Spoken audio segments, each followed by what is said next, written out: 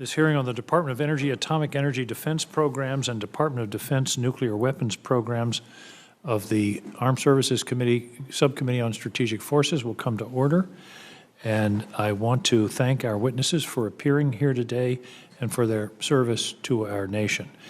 I first want to welcome Admiral Houston, our 8th Director of Naval Reactors, to the subcommittee, and we look forward to hearing from you over the next 8 years. Thank you, Admiral. Congratulations.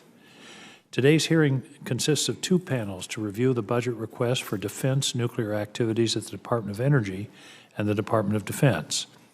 We're undertaking now our 3rd era of nuclear modernization. The first 2 were conducted in 1960 and 1980, mainly in a situation of competition with the Soviet Union.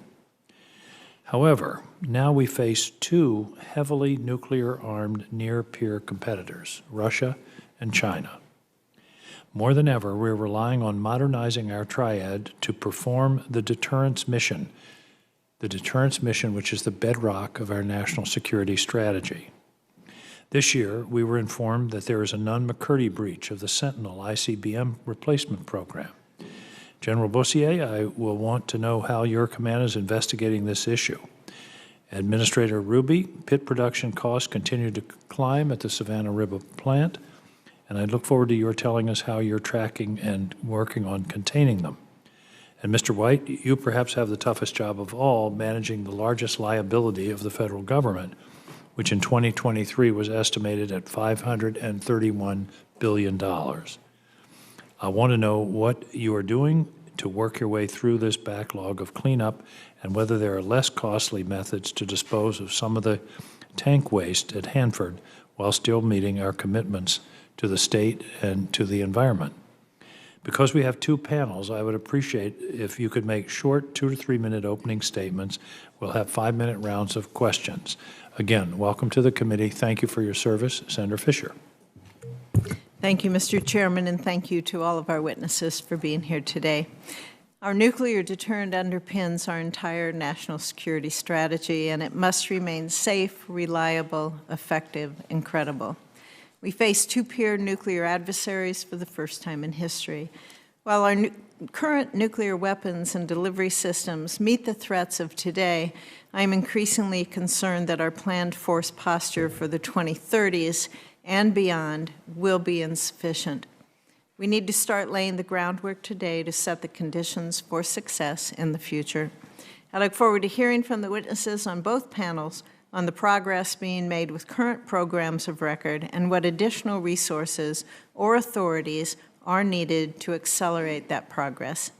I would also like to note that last year's report from the Bipartisan Strategic Posture Commission included 81 recommendations that I believe laid out an excellent framework for this nation to revitalize our entire nuclear enterprise. Senator King and I worked together on a bill, the Restoring American Deterrence Act, that encapsulates many of these recommendations. I look forward to working with all of our panelists over the coming months as we seek to implement some of those changes. Thank you again for joining us today, and thank you, Mr. Chairman. Administrator Hruby.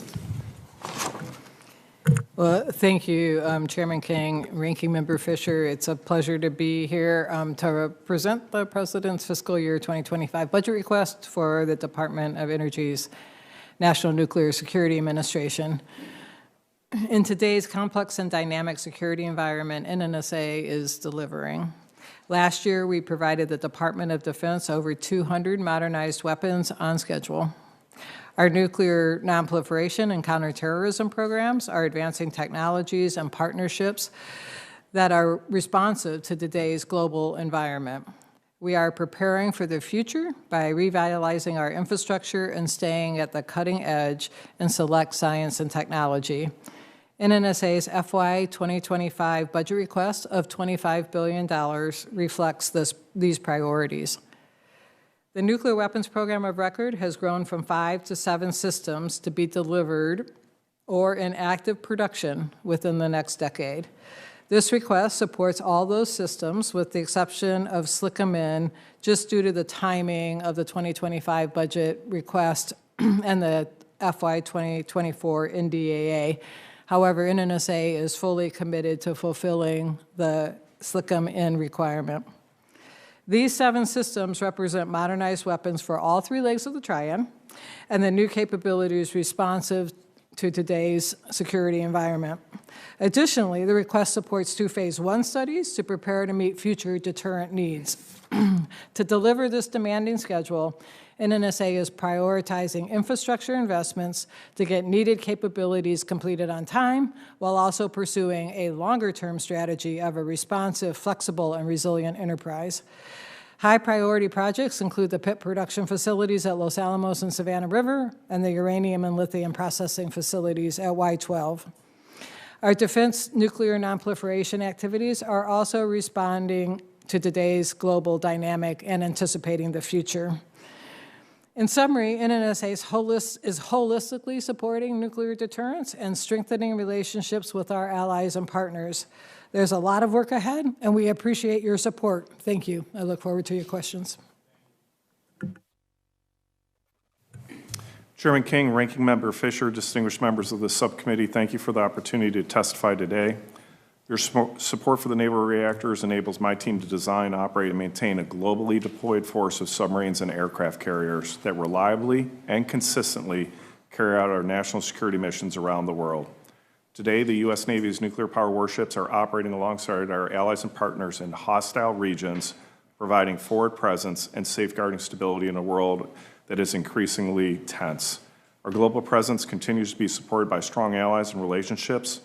Through the AUKUS agreement, the United States, United Kingdom, and Australia have demonstrated a trilateral commitment to a free and open Indo-Pacific region while expanding the reach and effectiveness of all 3 nations' military forces. Naval Reactors has delivered the advanced technology that provides our fleet competitive edge in the maritime environment through investment in research and development in the past decades.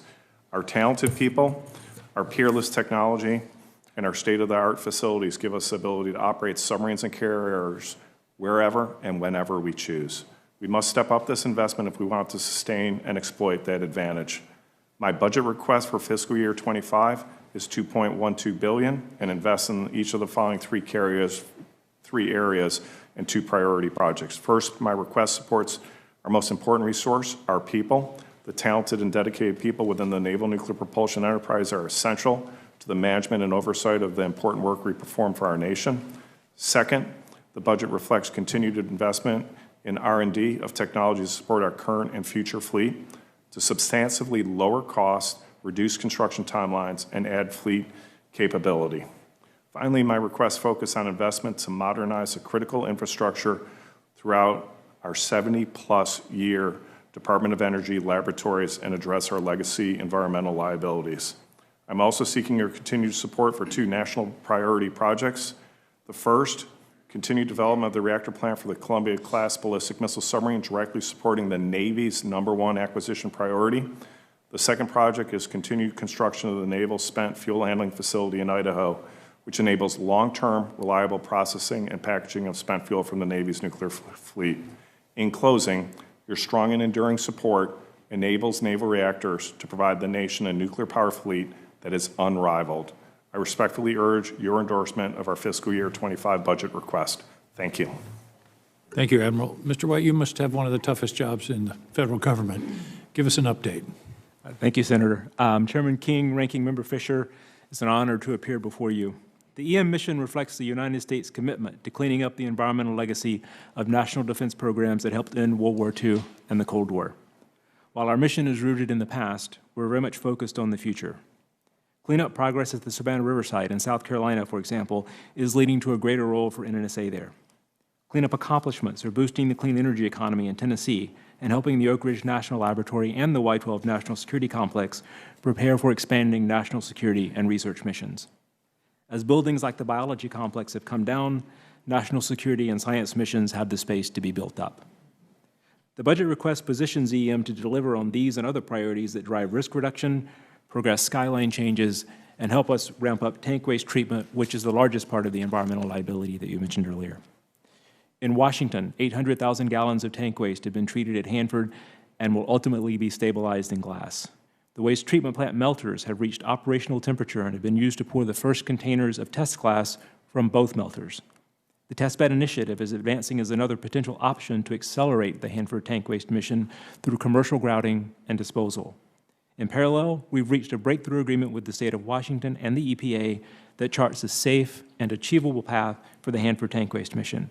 The FY25 request is consistent with this agreement, which will enable us to begin addressing Hanford's high-level tank waste and achieve risk reduction while exploring alternative treatment technologies to accelerate our work on EM's largest environmental liability. By turning this corner with our regulatory partners, we hope to aggressively move forward with our mission at Hanford, honoring our responsibility to the environment and our commitment to the communities and the tribal nations around the site. Demolition efforts across EM are also moving forward. After bringing down 4 buildings at the Nevada National Security Site last year, we'll continue reducing our footprint as we work to complete the legacy cleanup there within a decade. Demolition work at West Valley in New York will advance, as well as cleanup of the highest risk excess facilities in Tennessee. This request also enables continued shipments to the waste isolation pilot plant as we modernize the facility to meet the needs of both cleanup and national security programs. While significant progress has been made, we're always looking at opportunities to improve. The budget request allows for continued improvement to the rigor of program and project management, as well as opportunities to progress cleanup safely and more efficiently. This includes technology development, targeted R&D investments, evaluation of cost-effective treatment options, and investment in building future workforce pipelines. I thank the subcommittee for its historical support of our program and our mission, and I look forward to your questions. Thank you. You'll notice the Vice Chair and I are the only ones here, and I want to explain that we're hoping that someone with an AI capacity will figure out how to schedule the Senate. It's not uncommon for us to have 3 hearings scheduled at the same time, and I think that's happened this afternoon. On top of that is a vote on the Senate floor. So, but be assured, we all know these people, and they're keenly interested in what you're doing.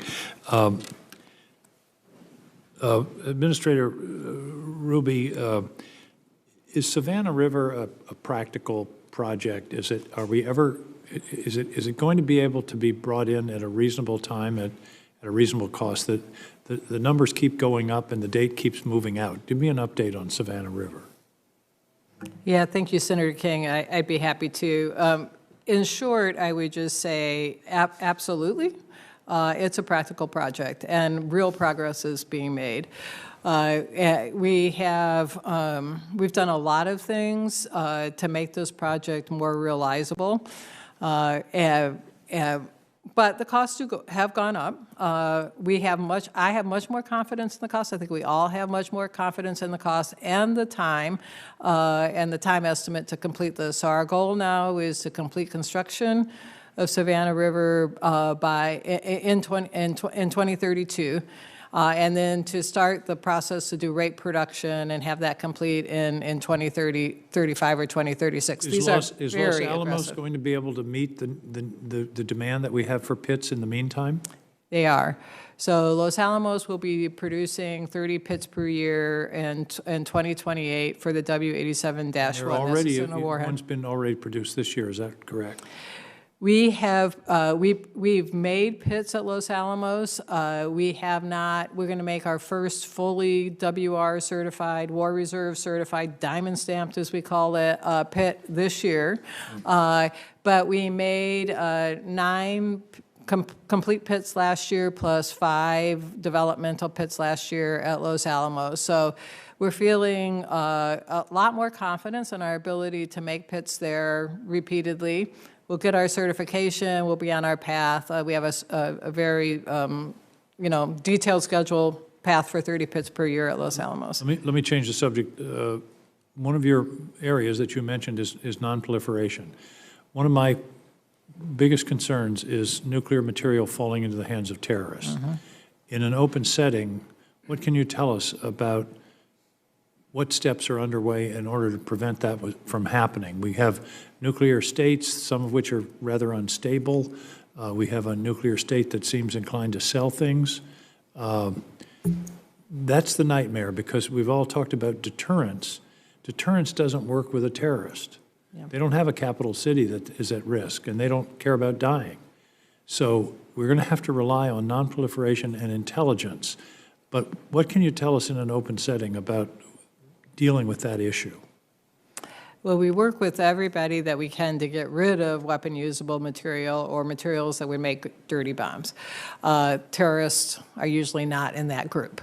So what we do is we work with our allies and partners to make sure we have very strong border protection and crossing, so any illicit movement of materials, and we have, fortunately, or depends on how you think about it, but in this case, fortunately, we have allies that live in bad neighborhoods around these places where terrorist cells exist, and we have strong collaborations with them to make sure we can detect Do we have materials. technology that can detect the movement of nuclear material?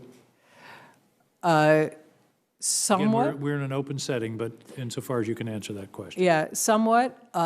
It depends on the amount, and it depends on whether or not they shield it. There's lots of details that matter, but we certainly work on those technologies, and we deploy them, frequently when we think they'll be effective and where we think they'll be effective. I'm going to start with you, Admiral, but we'll come back in a second round. I worry about the submarine industrial base. We're barely building a submarine a year, and if you add AUKUS, I just don't know who's going to build those submarines. Is that a concern of yours, and what do we do to address it? Chairman, obviously, construction of submarines, career submariner, it's near and dear to my heart. With the Columbia and the Virginia class, the 1+2, we have invested heavily as a Navy in the submarine industrial base to build that cadence and really helping those sub-tier suppliers that actually feed our prime shipyards to build those submarines is really key. And we are fully committed to that. And the investment on the Navy is significant. Do your current 5-year plan indicate that we're going to have the capacity to build the submarines that we hope to? For my naval reactors hat on my DOE side, absolutely. And for the Navy side right now, we are progressing on a plan to get to 2.0 by 28 and 2.33 by 32, which corresponds to the time that we would be delivering the first submarine purchased by Australia. That's going to take some serious workforce development. It's significant work. If you look at what we have done in 2014, we were building a single Virginia, and in 2024, we're building 2 Virginias that are 25% bigger than the Virginias we were building in 2014. And we've added on top of that the Columbia class, which is 2.5 times that original Virginia. So we have increased by 5-fold the tonnage we're building on submarines in the middle of COVID, in the middle of supply chain issues, and we are progressing on that, and that is why the Navy is so invested in the submarine industrial base to improve that cadence on submarine construction, which is absolutely critical to the roles submarines play for our strategic deterrence and also in the Western Pacific. Thank you, Admiral. Senator Fisher. Thank you, Mr. Chairman. As members of this subcommittee are acutely aware, NNSA has extensive infrastructure needs. Some of your facilities date back to the Manhattan Project, and budget constraints and uneven performance on past recapitalization efforts have increased the level of risk to the nuclear enterprise. Administrator, can you provide this committee with an update on the ongoing capital asset projects, particularly the new facilities planned for the processing of the critical minerals? Thank you, Senator Fisher. We do have a lot of infrastructure projects underway. Our strategy is to finish, is to start getting them done, and then start new ones, as opposed to start them all at the same time. And so we've been very stringent on our prioritization of these facilities, and we're doing this for reasons. One, we need them. So we need them to get our weapons done. And the second thing is it's cheaper if you can get them done than if you just continue to drag them out. We've seen cost increases as a result of that just by keeping people on roll that might not be at their full capacity. So we have a plan to get projects finished. Now, with respect to critical minerals, Can I ask you what the priority is on the facilities, which one you're prioritizing? Some do similar minerals, obviously, but most of them are doing different ones. right, so our highest priority is pit production. So the two facilities, one at Los Alamos and one at Savannah River. The other facility that we're pushing towards completion is the uranium processing facility at Y-12. And the next most crucial facility from a single point of failure perspective is our lithium processing facility at Y-12. In addition, we have high explosive facilities underway, which are also critical to be able to produce the weapons that we have lined up. Did you want to give us, did you want to finish your first comment when I interrupted? Well, I just think that I wanted to say more newer to our discussions, the fact that we broke ground on the lithium processing facility, and this facility. Is that at Y-12? That is at Y-12. It replaces a very old and facility that has some serious both safety and structural issues. And so we'll be talking about that in the years ahead. And I think it's also to the point that Senator King made earlier, to get these pit production facilities done is going to require is going to require higher investments over shorter periods of time. So you don't see that in the FY25 request too much, but I think it's coming in out your request. Thank you. Administrator and Admiral, between the AUKUS agreement and the possibility that we're going to need to increase the number of planned hulls for Columbia-class, Virginia-class, or SSNX submarines, how are we managing the increased demand for the highly enriched uranium for the naval reactors? Do we need to put plans forward for any new enrichment facilities? The highly enriched uranium supply is projected to last to the 2050s, even with these increased demands. We are well aware of it. Naval Reactors is working very closely with NNSA and DOE because, as you know, we're currently getting our highly enriched uranium from older nuclear weapons that we're reprocessing. So it's something that has our attention. We have to develop a plan to do that, and we're watching that very closely. The increased demands from AUKUS, we've looked at that. It's very, very small in the overall scheme. The bigger thing is that we have to get the capability in time to support about 2 to 3 metric ton delivery to support our fleet needs in the 2050s, and we're working very close. Okay, thank you. Thank you, Mr. Chair. Admiral, I visit the Portsmouth Naval Shipyard fairly regularly and always climb down in a submarine that's under overhaul. By the way, I flunk the virtual welding test every time. I keep trying, but it's very difficult. Anyway, are you doing any thought in your design to accelerating the overhaul process? I'm concerned about availability of these very expensive assets and how much time they have to spend in dry dock.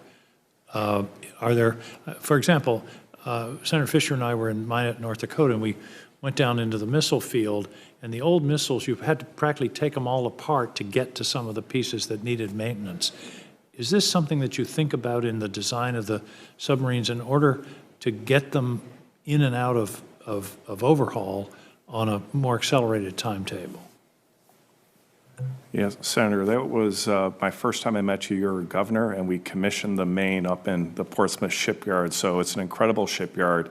It's one of our leading submarine shipyards there. It's a tremendous site. And I will tell you, we from the nuclear propulsion side are doing everything we can to expedite those. We play a part in the submarine overhaul, large portion of it. We are working with our INC to do a once in the life of the ship upgrade on that. We have a very robust design on that.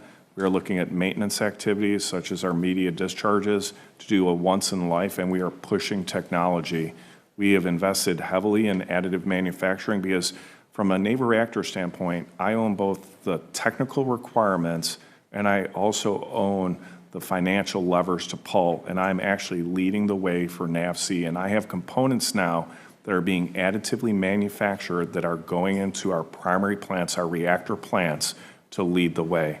So we are trying to accelerate that because I see the same thing. It's more than just shipbuilding. It's that ship repair and ship sustainment. Exactly. Well, I'm glad to hear about the additive manufacturing. My belief is that there should be a 3D printer on every ship and in every hangar, and that we should be buying the IP when we buy a platform so that we can maintain and build parts in a much more efficient way. I absolutely agree. The carriers do have printers on them. Some of our submarines have actually deployed with printers, and they've actually additively manufactured some components already for that. We need to expand that, and it's more about speed now than it is so much about the process you use. And we find with additive manufacturing that it takes, it's faster than some of the just pure casting, pouring molten metal into sand and then removing all that excess metal. Because all that work that you have to do is taking away from actual production time that you could be using for other things. And so I absolutely see it the same way as you do. And we just have to keep on leading the way. I appreciate that, and I can't resist mentioning that the University of Maine has the largest 3D printer in the world, and last year they printed a house. So it's an amazing technology that I think is going to change everything, but it could also help us with maintenance of our naval and in fact, air and armed forces assets. Mr. White, I mentioned in my opening the estimated cost of $500 billion. You mentioned in your comments looking at different technologies and techniques. Is there any hope of finding technologies that will enable us to meet our obligations, at the same time maybe chip away at that $500 billion? Senator, thank you for that question. I absolutely think so. And I think some of them we're doing currently, and we're working with our state regulators and partners on. The agreement we just signed, I mentioned earlier, with the state of Washington will allow us to explore alternative treatment technologies for the bulk of our tank waste there, the low activity portion of that. This committee supported our testbed initiative in the past, which looks at commercial disposal and grouting options. And I think just that ability alone to deal with the low activity piece of the tank waste in that fashion would save hundreds of billions of dollars beyond just simply vitrifying the waste. There are other things we can do that this committee has supported our R&D efforts, looking long range at our tank waste mission. One of the things folks don't always think about in terms of our tank is we have about 50 million gallons at Hanford. But over time, because of the way we have to retrieve the waste, we use water to retrieve it, you end up having to treat about 150 million gallons of waste because you have to create more waste as you retrieve what's there to be able to treat it. Part of our R&D effort that we just awarded this past year, for example, is going to our laboratories to look at alternative retrieval technologies so that we can reduce the amount of water that we have to use in retrieval to ultimately be able to reduce the amount of tank waste that we have to treat. So I think there are opportunities like that across the enterprise, and we're trying to take advantage of those. Could you hazard an estimate as to when Hanford will be done? I can give you an estimate, Senator, but I can almost guarantee you that I would be wrong. I think our best case for getting done, if we can work through our technical challenges and use alternative treatment technologies, could be as early as the 2060-ish timeframe. I think if we... 2060? Yes, sir. Wow.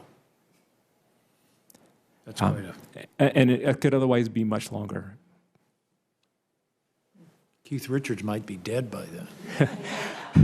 I doubt it. Senator Rosen. On that note, thank you, Mr. Chair.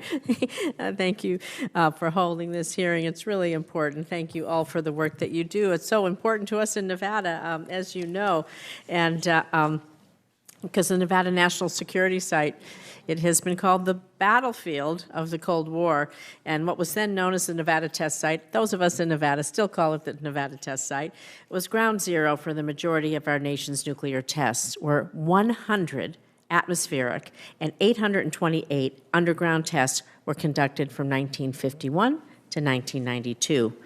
We know these tests contaminated our soil, our groundwater, the facilities in the area, and cleanup is still ongoing.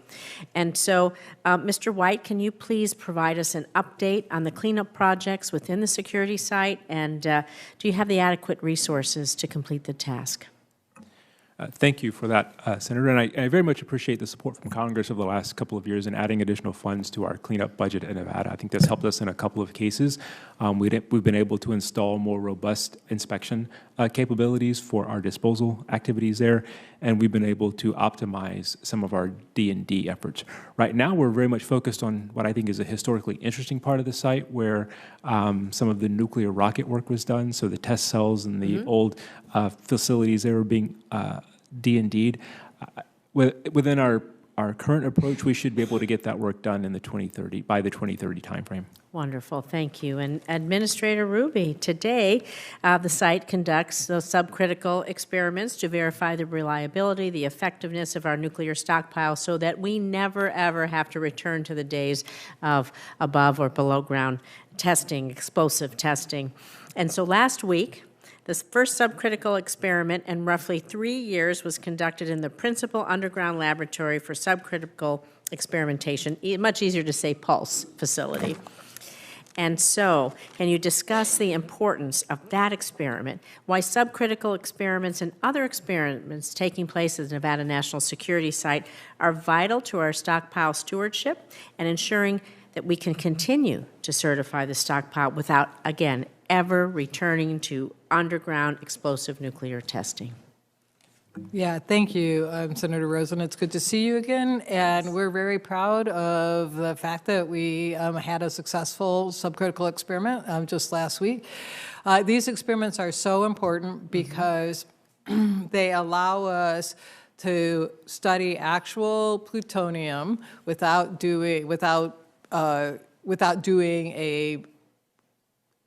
creating a chain reaction, right? So that's why we call them subcritical. And so we can actually look at the real material under conditions that are important to us, under very dynamic conditions. And as a result of these tests, we can make sure the aged material is still behaving as we would expect it to. We can look at newly produced materials and see if it behaves the same.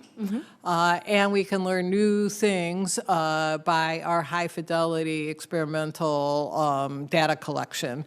So we anticipate this is the best way to maintain our stockpile without returning to nuclear testing, especially with the demands that we have right now in our production enterprise, as well as perhaps new weapons that we need in the future to meet these changing global conditions. Yeah, it's important that we do these. And we talk about all of our missions, and particularly our counterterrorism mission. We have another thing, not besides having the test site, we have the amazing remote sensing laboratory. I love to go out there. They're doing just wonderful things. And of course, they're both at Nevada's Nellis Air Force Base and Joint Base Andrews. They provide that emergency response capability and crisis support teams, and they are ready to deploy anywhere around the world. And the personnel at these bases, like I said, I've been out there many times, and those of the National Security Site, they're the nation's experts in locating dirty bombs, loose nukes, sources of radiation, in addition to determining origin and attribution through nuclear forensics. And so, Madam Administrator, given the critical role that both our facilities play, and the Remote Sensing Lab in particular, in our national defense architecture, can you speak a little bit about how important our Remote Sensing Lab is and the safety and security that they provide to the American people? Yeah, absolutely. It is fun to talk to the people who work at these labs. They do amazing things in amazingly short time frames because everything they do is usually associated with emergency response. And I would just like to say that it's not only for the American people when a source goes missing or something unexpected happens in the U.S., it's also for the international community, and they've been critical in our work. Do they have everything they need to continue their mission? I wanted to ask you that. I do think so. I think that to be honest, so they've had a boost because of the supplemental funding for Ukraine. They've done a lot of work for Ukraine. Oh, I know. So that's not in our base budget. Of course, that's in our supplemental budget, but as a result of that, we've been able to really exercise all the muscles with that team. Well, we have the remote sensing lab and the test site. Amazing teams work out there, and I'm proud to go visit them and see the good work they're doing. Thank you. Thank you. Thank you, Senator. Senator Fisher. Administrator, I just have one more comment and question. First of all, I want to thank you for submitting your unfunded priorities list to the committee earlier this year. I agree with the programs that you listed, and I do believe that they warrant this committee's attention and additional funding. Would you speak to the three programs that are listed? SLCM, the Analytic Gas Laboratory Mission Enabling Construction Project, and then we've kind of talked in the past about the need for the binder, the production and qualification efforts for that, for the insensitive high explosives. Why do you need more resources for those? Yeah, as I mentioned in my opening comments, SLCM is a very unique case in this regard that, it wasn't in our program of record until the FY 2024 NDAA was passed. And at that time, we had already submitted our FY25 budget request. So the SLCM budget request for the unfunded requirements is for $70 million. That's an amount that we think is reasonable to do what we anticipate needing to do in that program. We're still working very closely with the DoD and the Navy to define the details of that program, but we are going to need some budget to do it. I'm going to do the binder. Let me address this binder issue. Emerging issue has come up as a result of changing environmental regulations concerning forever chemicals, that we have a binder material on our explosives that falls into this category of materials that are now being regulated very closely by the EPA, and so we need a new binder material, and we're going to work on a new binder material. But meanwhile, we also have to figure out how to get through the program of record that we have with a limited supply of this particular material, and/or finding another supplier. So that's an issue that emerged after the budget was formulated. And that's why it's in. And the analytical lab is, again, just to make sure that we have all the facilities we need to make sure that we can analyze what we need to do to produce the pits that we need to produce. Thank you. Thank you, Mr. Chairman. Okay, thank you all very much. We'll have our second panel come forward. Thank you.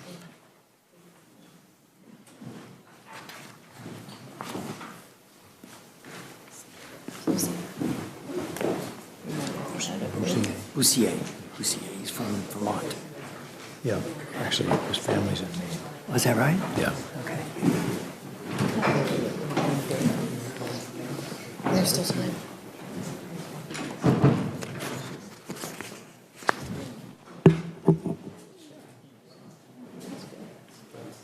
So when Senator Kelly comes, he'll probably ask Johnny Wolfe, the Admiral who handles nuclear programs, about the SLCM issue. Yes, I know. Okay.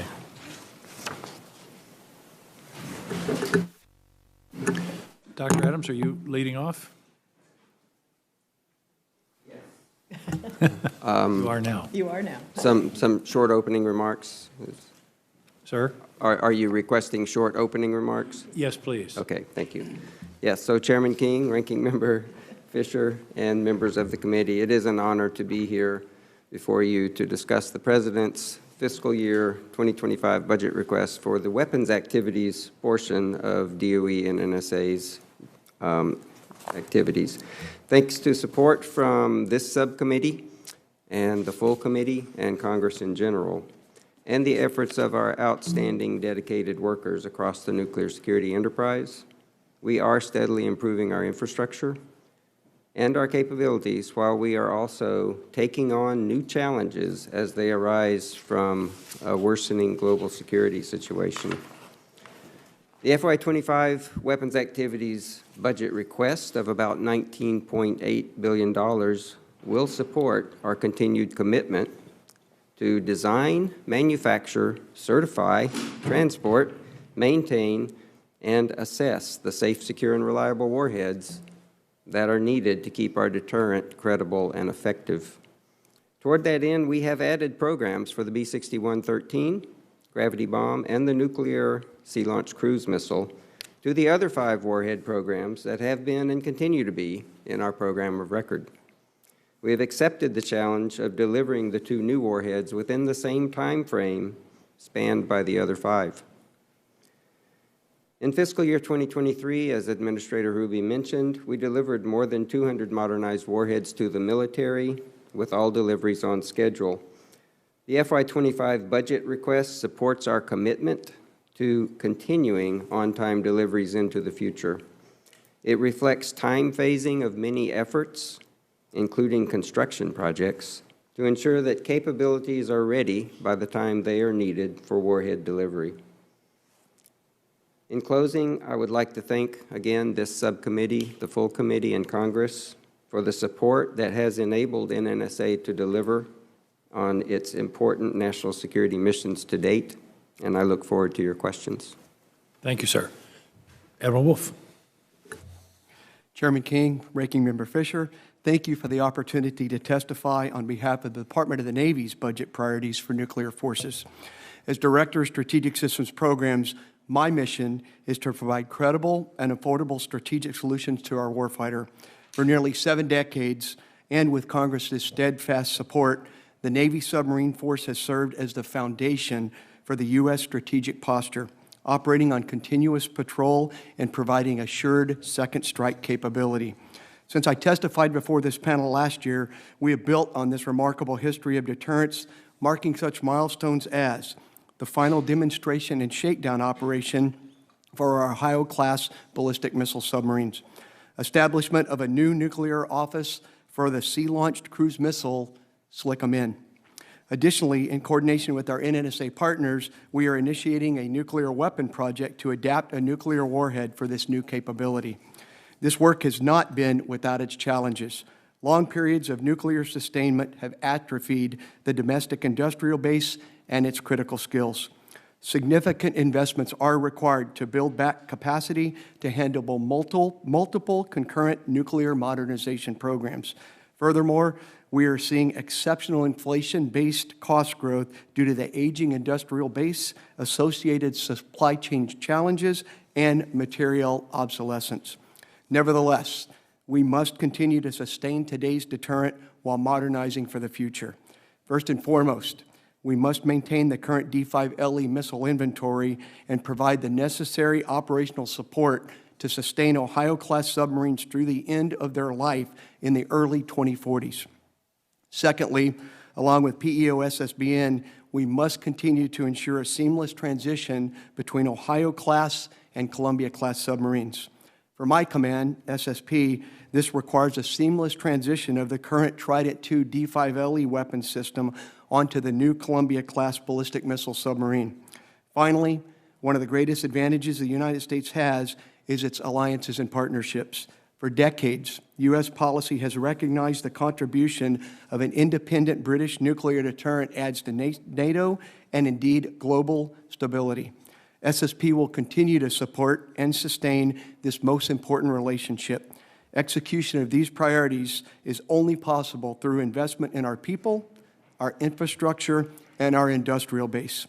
Nuclear modernization will take time, and I echo the Strategic Posture Commission's findings that urgent and comprehensive resourcing and whole-of-enterprise effort is absolutely essential. It is only through your continued support that the Department's highest modernization priorities can be achieved and the Navy can deliver a reliable, sea-based strategic deterrent capability. Thank you for the opportunity to testify today on behalf of the dedicated Americans that make strategic deterrence their life's work. I look forward to your questions. Thank you, Admiral. General Bussiere.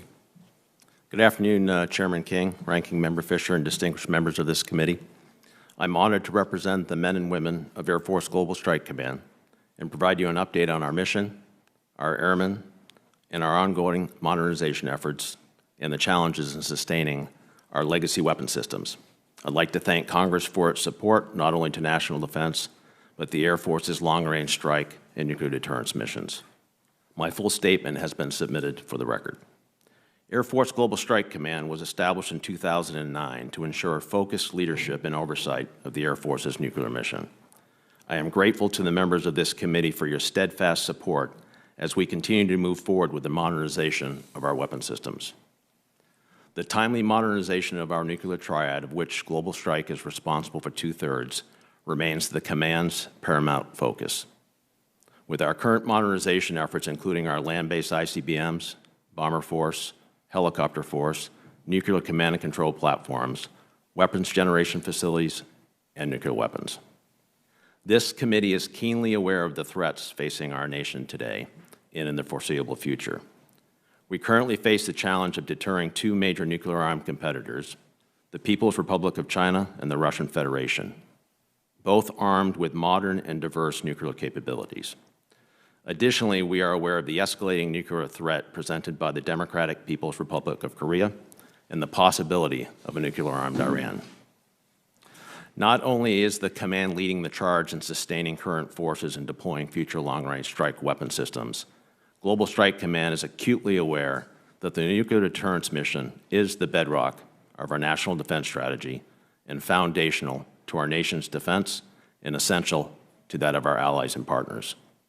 The Air Force nuclear enterprise is at a critical juncture. Our operational margin is razor thin. Our resources are stretched to their limits. Today, I request your continued support as we confront these pressing challenges while upholding our nation's security. Thank you. I look forward to your questions. Thank you very much, General.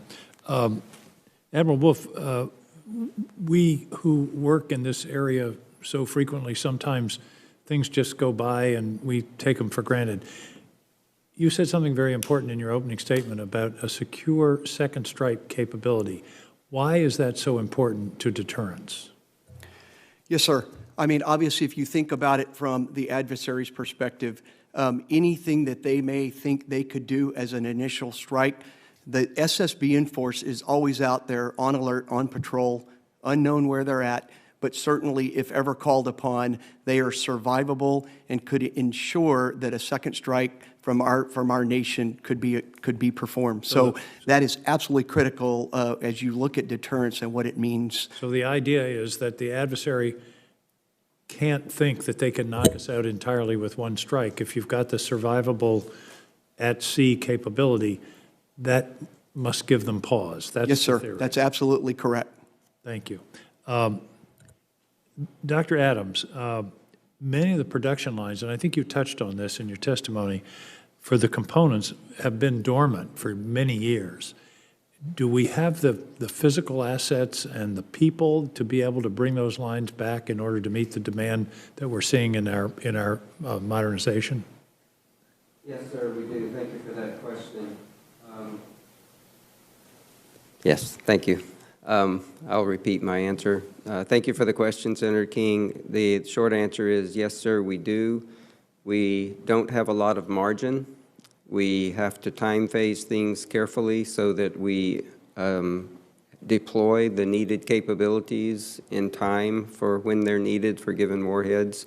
As I think you know, as we progress through our program of record, successive warheads will require more and more of the components to be newly manufactured as opposed to reused. And that's an integral part of what goes into our planning and our budget requests that support that planning. But the answer is yes, we can do it. Is there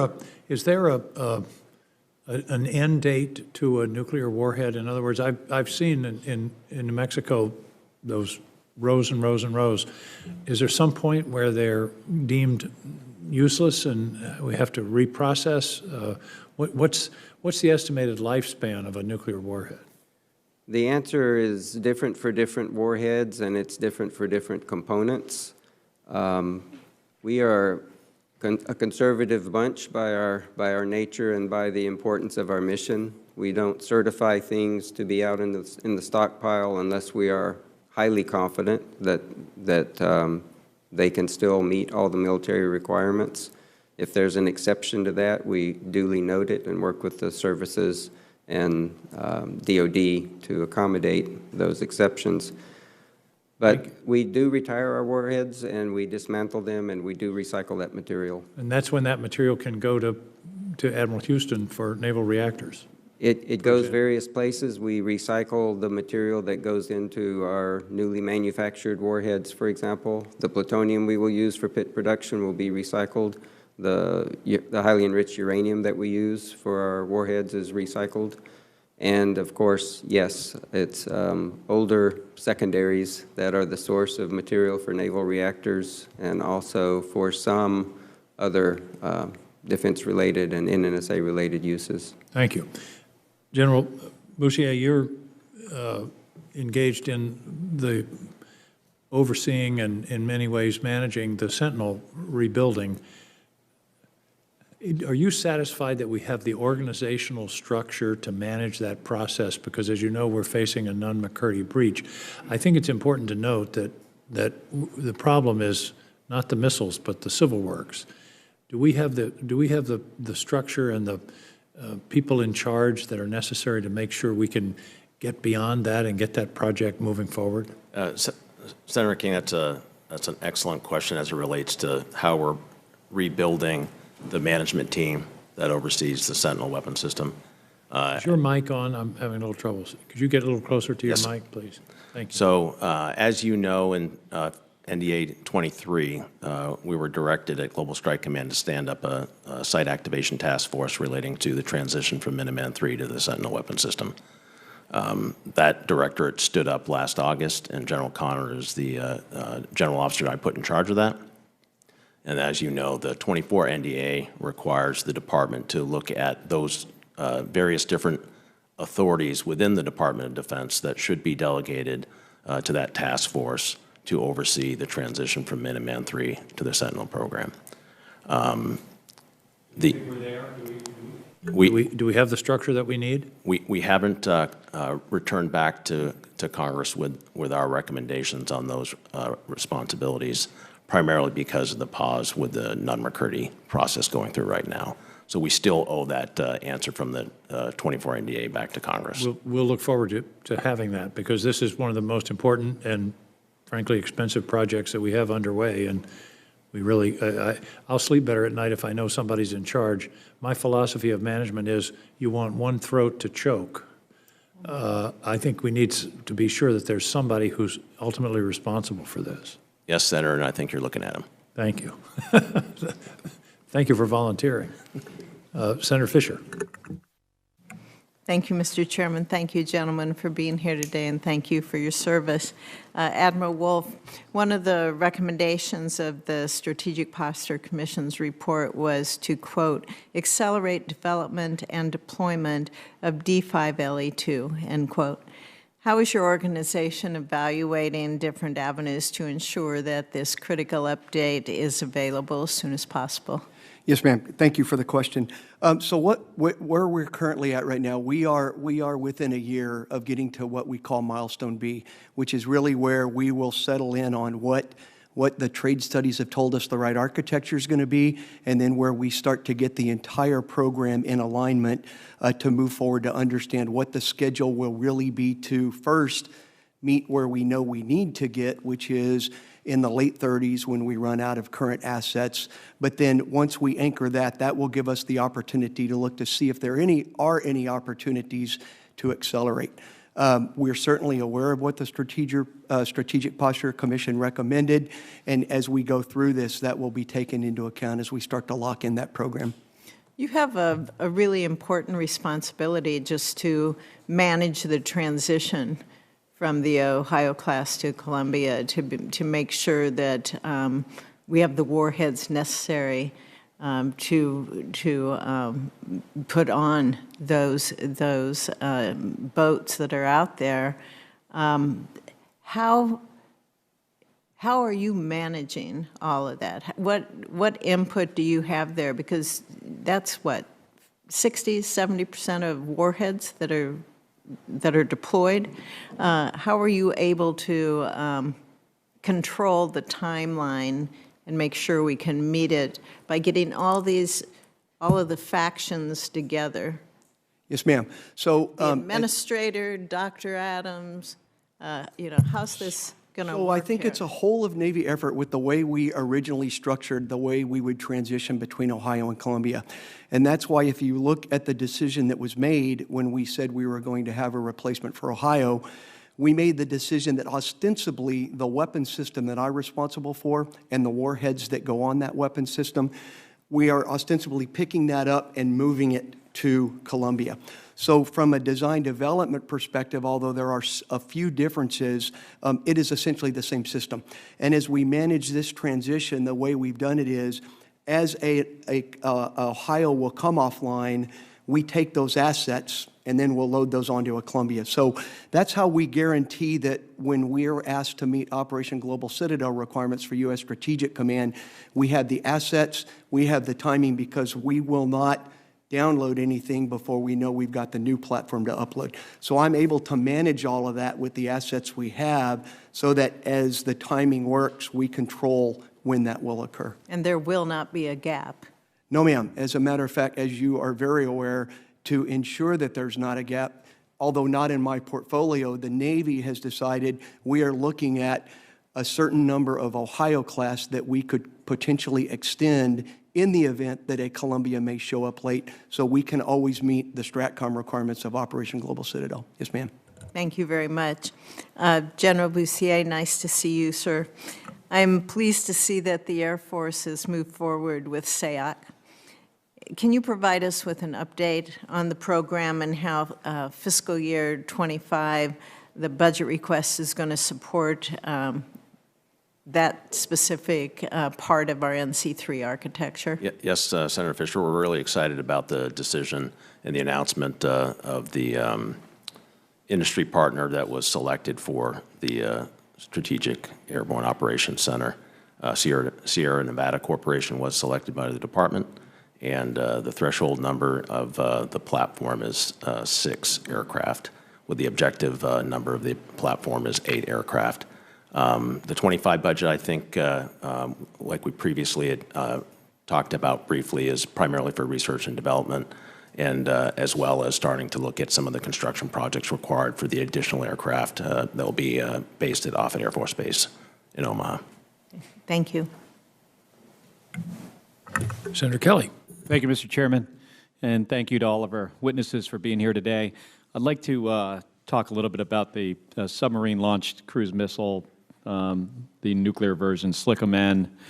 The development of SLICM-N has been driven by a perceived need for deterrence against the growing Russia and China nuclear threat. And Russia, as we all know, maintains a stockpile of maybe about 2,000 low-yield tactical warheads and has an employment doctrine that envisions some limited nuclear use.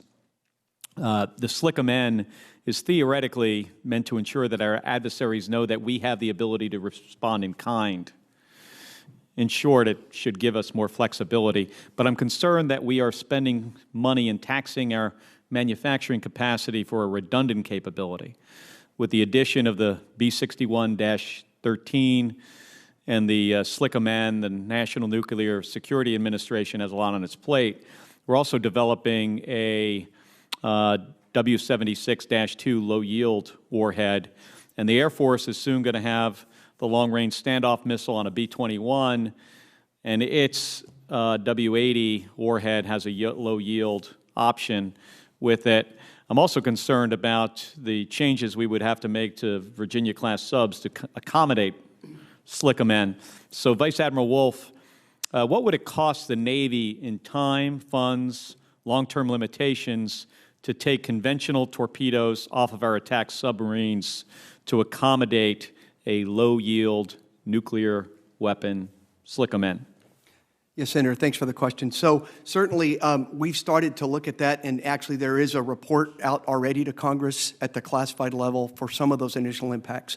But based on where the NDA this past year asked us to go look, and with support from this committee and others, we've asked for flexibility because we absolutely recognize, yes, there will be some impact to our SSN force.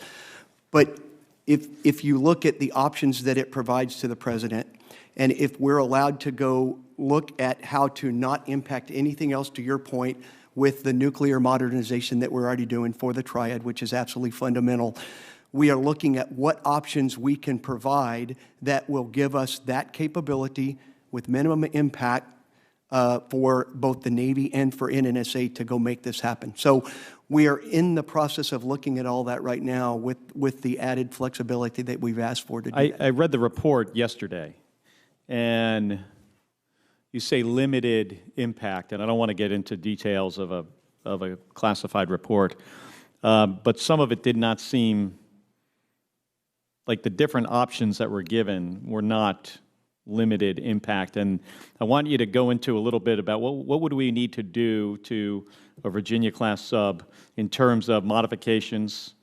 and cost to the sub itself, and to the extent you can do it here, a little bit about how the operations could change in order to put that capability onto a Virginia-class attack sub. Yes, sir. So certainly from a cost perspective, it would be premature to give you an exact cost of what we think a program like that would cost. That's why part of what we're going to look at in this next year is, to your point, what solutions are out there that would minimize the number of modifications we would have to make to one of our SSNs, and you particularly pointed out Virginia.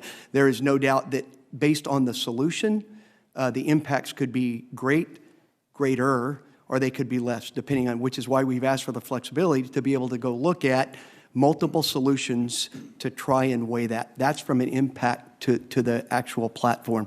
And we believe that there's other things out there, and I can't talk about them here, that might get us to a capability that would actually, and I do believe, minimize the impact of modifications we would have to make to our SSNs. All right, we're going to understand that.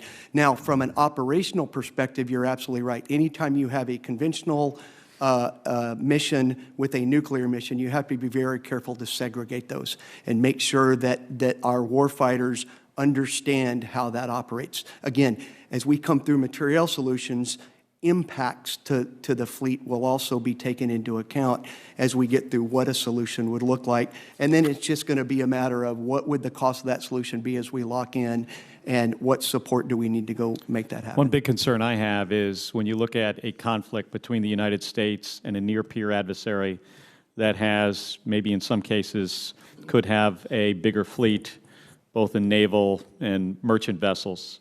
Our submarine capability is substantial. It's significant. It would weigh heavily in that kind of conflict.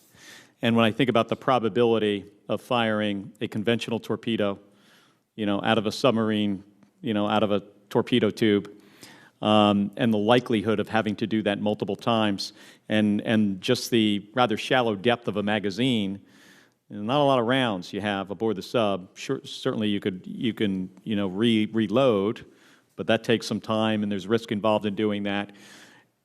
Weighing that with the very unlikely event that we would deploy a tactical nuclear weapon in combat, one of my biggest concerns is that we would be giving up something we really need for something we are unlikely to use. Yes, sir, I appreciate that. And certainly all of those discussions will take place as we look at how do you weigh options available to the President for a deterrent capability as opposed to a conventional capability. And certainly the next year will inform us a lot more on how we're going to get at being able to balance all of that. All right. Thank you, Admiral. Thank you, Mr. Chairman. To follow up, Admiral, the theory is that if all we have is massive retaliation, that's not credible in response to a tactical use by an adversary. Isn't that really what we're talking about here? Certainly in a regional conflict, absolutely, sir. There is no doubt. And you know, and to Senator Kelly's point, although we have deployed a 76-2 and we're done with that, so we've gotten that impact out of NNSA.